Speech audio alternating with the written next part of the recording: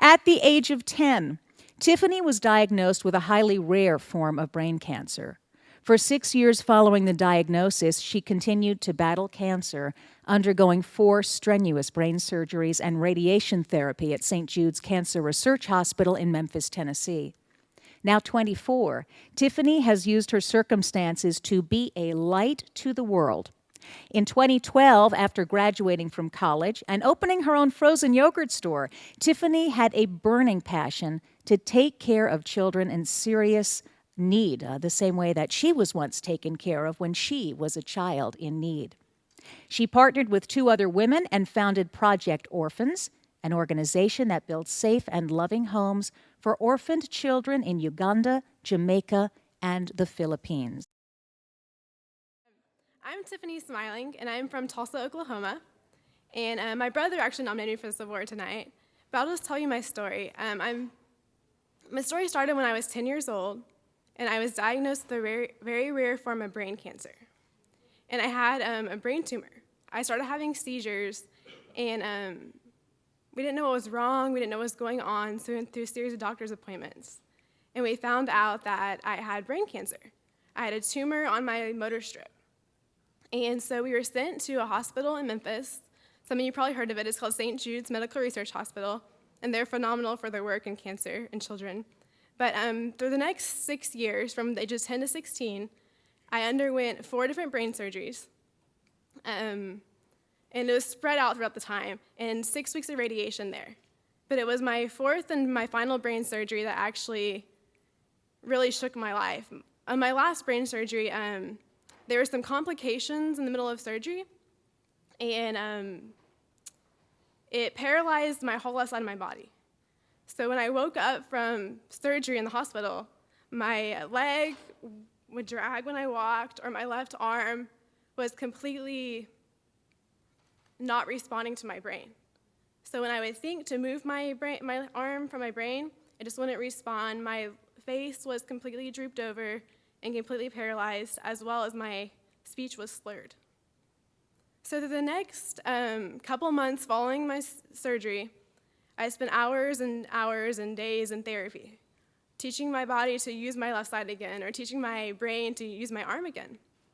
And over the next couple months, through the powerful work of God, I was completely healed of cancer, as well as my body healing, which it took time and it took years. But over time, it eventually strengthened up, and I was able to use it normally. But after I was 16 at the time, and a couple years later, I went on to OSU, Oklahoma State University, and I got a degree in hotel and restaurant administration. And I graduated from college a couple years ago and opened a frozen yogurt store. It's one of those self-serve frozen yogurt concepts I'm sure y'all have been to, where you do it all yourself. It's really fun. I was known to be like an ice cream fanatic all in college, and this concept came out, and we hadn't seen anything like it. And one of my sorority sisters, she was like, "We have to take you to this frozen yogurt store. You'll love it." So I went with her to Edmond one day, a suburb of our college, and we went to the first time ever seeing this concept. And I was like, "We have to put one of these in Tulsa." I'm from Tulsa, and it's about 2 hours away from where I went to school. And we had never seen a store there like this before, so we're like, we have to put this one in Tulsa. So I started a business in Tulsa, a frozen yogurt store, and it's 3 years in July will be how long it's been open now. But I started getting to know my customers and getting to know the people there and talking to them. And I was back from school, back from Stillwater, and I was kind of realizing I just want to do something more with my life. I want to do something greater. I want to live a legacy. I want to not just have a business, not just be successful financially, not just the things that we've been told our whole life will make you happy. And I started praying, and God just put on my heart, in the most crazy way, the orphan children. And, sorry.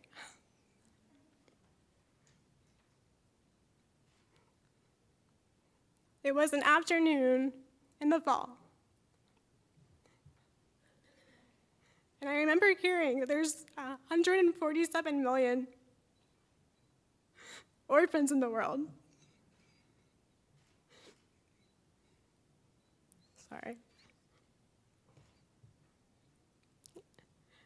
And these are children that go to bed every night without a mom or dad.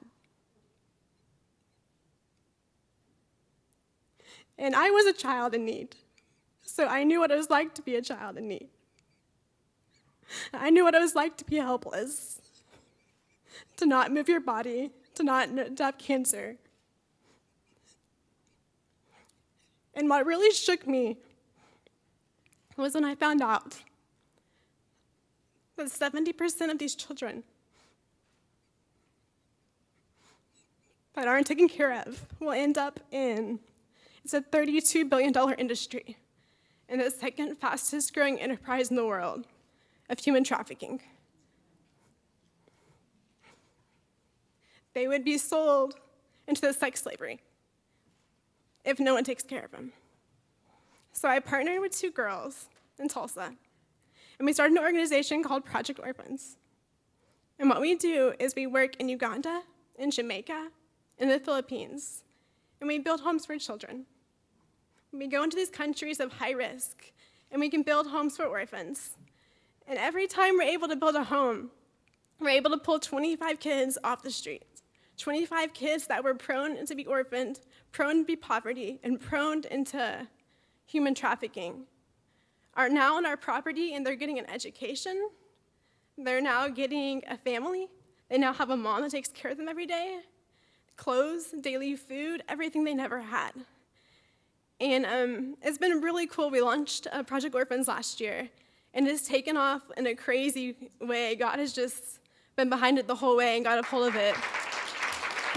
Thank you. And we're changing lives right now currently of hundreds of orphan kids. And we have so many fundraisers coming up in the next 3 months to build more homes to help change more lives. But I just wanted to say, my brother nominated me for this award. And he couldn't be here tonight, but my mom and my sister are. And they've been by me every step of the way. And the truth is, thank you very much. The truth is, I'm not a radical woman.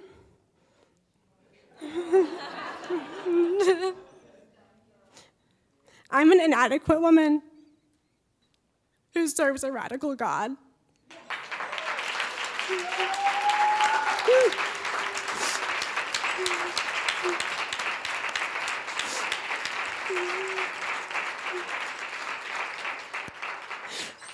And he's been faithful to me my whole life, every step of the way. And I know he didn't spare my life 4 times, so I can see children in need and accept it. He spared my life so I could change it. And I want to leave you guys knowing, and I'm sorry I'm emotional, I just want to leave you guys knowing that God has a divine purpose, a radical plan for each of you here.